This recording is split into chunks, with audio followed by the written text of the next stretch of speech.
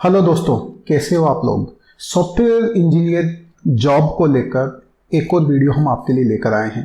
आज के वीडियो में हम बेसिकली बात करेंगे कि बहुत सारे बच्चों का सवाल आता है जो अभी इंजीनियरिंग कर रहे हैं, specially non CS non computer science branches से।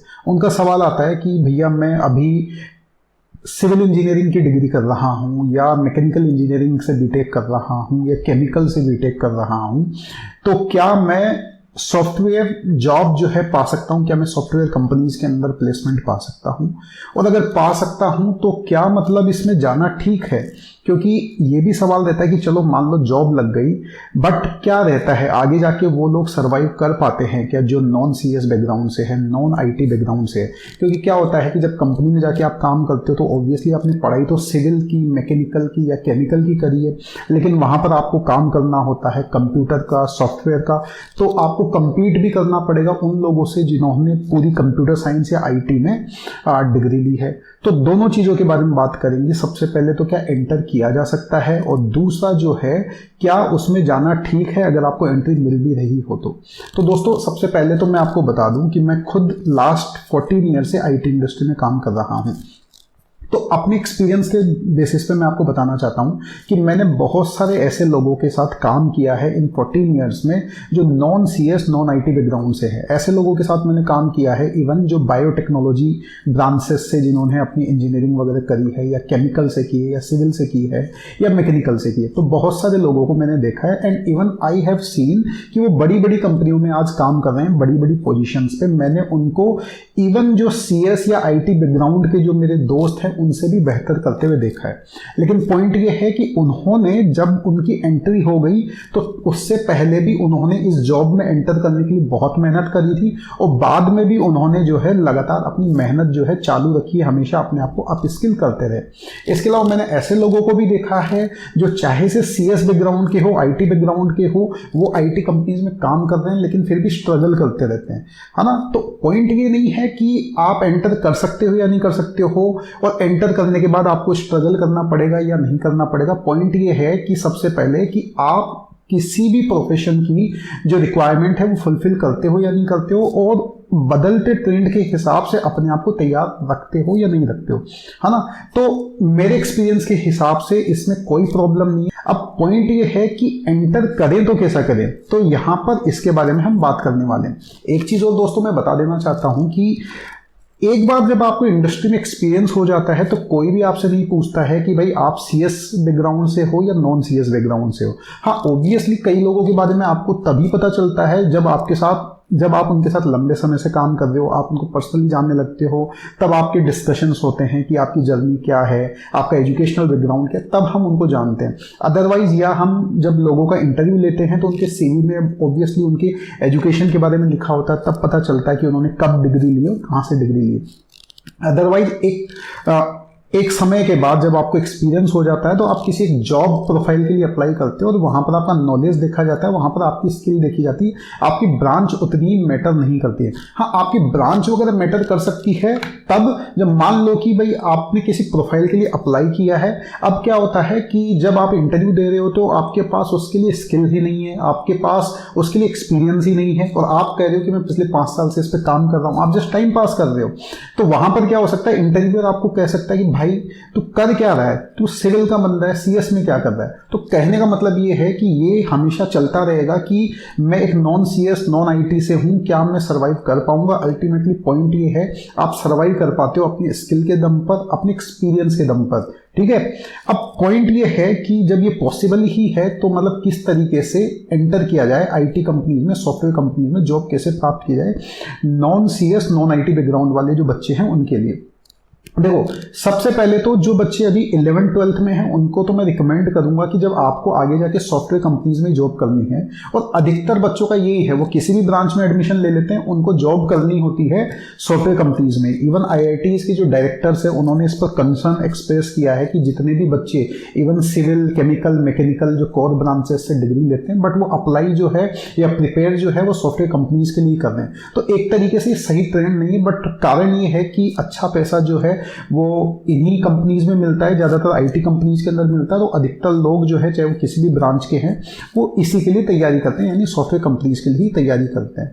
तो मैं तो ये कहूँगा अभी 11th-12th में हो तो आप कोशिश करो कि आप CSIT ब्रांच ही लो कॉलेज के अंदर जाके। लेकिन एक पॉइंट ये आता है कि कई बार क्या होता है कि जो CS और IT ब्रांच के लिए बहुत कंपटीशन होता है और सिविल, मैकेनिकल, केमिकल इनके लिए कंपटीशन कम होता है। तो अच्छे कॉलेजेस के अंदर CS और IT कई बार कुछ बच्चों को नहीं मिल पाती है और उन कॉलेजेस में उनको रिलेटिवली लोअर रैंक पर सिविल, केमिकल इस तरीके की ब्रांचेज मिल जाती है, तो कॉलेज को प्रेफरेंस दे देते हैं। तो ठीक है, ये भी एक स्ट्रेटेजी ठीक है, बट मैं ये कहूँगा कि अगर आपके लिए पॉसिबल है तो पहले ही CSIT ले लो अगर कॉलेज अच्छा मिल रहा है तो।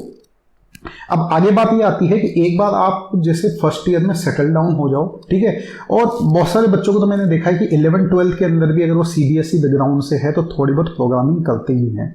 एक बार जब आपका फर्स्ट ईयर हो गया, कॉलेज में आप सेटल हो गए, तो अब देखो जो ब्रांच आपने ली है उसकी तो आपको पढ़ाई करनी है, क्योंकि एक मिनिमम ढंग की CGPA तो आपको मेंटेन करनी ही पड़ेगी, उसको इग्नोर मत करना कभी भी, ठीक है। अब आपको जब फर्स्ट ईयर में मान लो समझ में आ गया कि भाई मुझे तो आगे सॉफ्टवेयर कंपनीज में ही जाना है, तो अधिकतर कॉलेजेस में जो कंपनीज जो आती है वो 4th ईयर में आती है। जो 4th ईयर का जो 7 सेमेस्टर होता है, कई जगह सेमेस्टर सिस्टम नहीं होता, ईयर सिस्टम होता है, तो एक तरीके से 3rd ईयर जब खत्म होता है तो कंपनीज आती है। तो आपके पास 2nd ईयर और 3rd ईयर 2 साल बचे हैं। 2 साल जो है दोस्तों बहुत अच्छा ड्यूरेशन है, इसमें आप अपना जो कोर ब्रांच ली है उसकी पढ़ाई भी मैनेज कर सकते हो, साथ में जो सॉफ्टवेयर कंपनीज के लिए आप इंटरव्यू रेडी और जॉब रेडी हो सकते हो।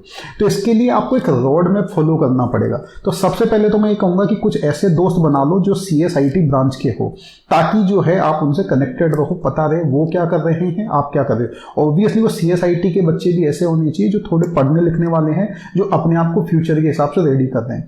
साथ में कोई एक ऐसा मेंटर मिल जाए जिसकी ऑलरेडी मतलब मान लो कि कहीं वो जॉब करता हो अच्छी खासी, जिसको आप भी मतलब टारगेट कर रहे हो, वो आपको समय समय पर गाइड करता रहे। हो सकता है 1 मेंटर हो, 2 मेंटर हो, ठीक है। सोशल मीडिया पे आप ढंग के लोगों को फॉलो कर सकते हो।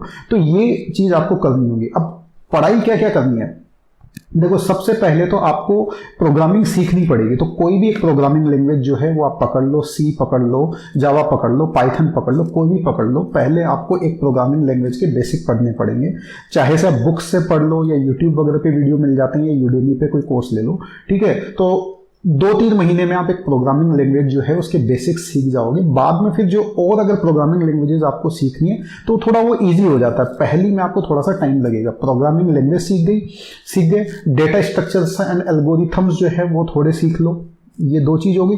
फिर बहुत सारे प्लेटफॉर्म्स हैं तो उन पर आप क्या करो, कोडिंग प्रॉब्लम्स की प्रैक्टिस करो। जितनी ज्यादा प्रैक्टिस करते जाओगे उतनी ही ज्यादा आप कॉम्पिटेंट होते जाओगे, ठीक है। तो ये चीज करनी है, प्रोग्रामिंग सीखनी है, डेटा स्ट्रक्चर्स, एल्गोरिथम्स सीखना है और इनको यूज करते हुए प्रॉब्लम सोल्व करनी है। और जैसे जैसे आप आगे बढ़ोगे, है ना, तब आपको कोशिश करनी है कि भाई कुछ प्रोजेक्ट्स भी कर लिए जाए, कुछ लोगों के साथ मिलकर कर लिया जाए, अकेले कर लिया जाए, या कोई ओपन सोर्स प्रोजेक्ट चल रहा है उसके अंदर आपको करना पड़ेगा।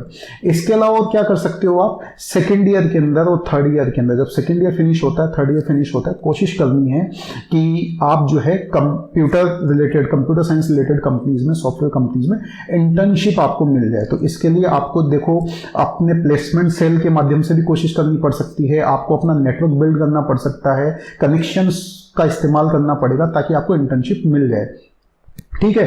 ये हो गया। और इसके अलावा कुछ सब्जेक्ट्स होते हैं जो कंप्यूटर साइंस के सब्जेक्ट है, जैसे कि डेटाबेसेस हो गए, नेटवर्क हो गया, इसके अलावा आपका हो गया ऑपरेटिंग सिस्टम हो गया। ये कुछ बेसिक सब्जेक्ट्स है, इनको भी आपको थोड़ा पढ़ना पड़ेगा। बहुत ज़्यादा गहराई में नहीं पढ़ना है, लेकिन आपको इनके फंडामेंटल्स पता होने चाहिए। तो एक तरीके से जब इन सब चीज़ों को करोगे तो आप जो है इंटरव्यू रेडी हो जाओगे। अब क्या होता है कि जब भी किसी कॉलेज के अंदर कंपनीज वगैरह आती है तो ऑब्वियसली देखो क्या होता है कि कुछ ना कुछ फिल्टर तो वो लगाते हैं। जैसे शुरू के अंदर कई कंपनियां आती है, वो क्या बोलती है कि भाई हमें तो केवल कंप्यूटर साइंस या IT वाले ही चाहिए, उसमें भी इवन फिल्टर लगा देते हैं कि इतनी CGPA वाले ही चाहिए। तो ऐसा फिल्टर हमेशा रहेगा, लेकिन इसका मतलब ये नहीं है कि जो नॉन CS नॉन IT वाले हैं उनके लिए बिल्कुल ये अपॉर्चुनिटी नहीं होगी। हो सकता है 100 कंपनियां हैं तो उनमें से 60 कंपनियां जो है वो ऐसी होगी जो हर ब्रांच वालों को अलाउ कर देगी। तो एक तो अपना CGPA ठीक ठाक मेंटेन रखो, ये जो मैंने रोड में बताया है इसको फॉलो करो। इसको जब आप 2 साल तक ढंग से फॉलो करोगे ना दोस्तों, तो इससे आप की स्किल्स बिल्ड हो जाएगी और इससे आप इंटरव्यू रेडी हो जाओगे, जॉब रेडी हो जाओगे। तो हो सकता है कुछ अपॉर्चुनिटीज जो है मार्केट में CSIT वालों की बजाय कम हो, लेकिन जब आप अपने आप को मजबूत कर लोगे तो जो भी अपॉर्चुनिटीज आपको मिलेगी आप उनको कन्वर्ट कर पाओगे और आपको जॉब मिल जाएगी। एक बार जब आपको जॉब मिल गई तो क्योंकि आपने ये सारी मेहनत कर ली है जो CSIT वाले भी करते हैं, तो आपको फिर जॉब में कोई दिक्कत नहीं आएगी। फिर आपको जॉब में जो है ढंग से काम करना है, समय समय पर अप स्किलमेंट करना है और कोई प्रॉब्लम नहीं आती है। You would be able to do very good. आपका कोई भी सवाल हो तो आप कमेंट सेक्शन में बताइए, किसी भी प्रकार की और हेल्प चाहिए तो कमेंट सेक्शन में बताइए। मिलते हैं अगले वीडियो के साथ, तब तक के लिए जय हिंद, जय भारत।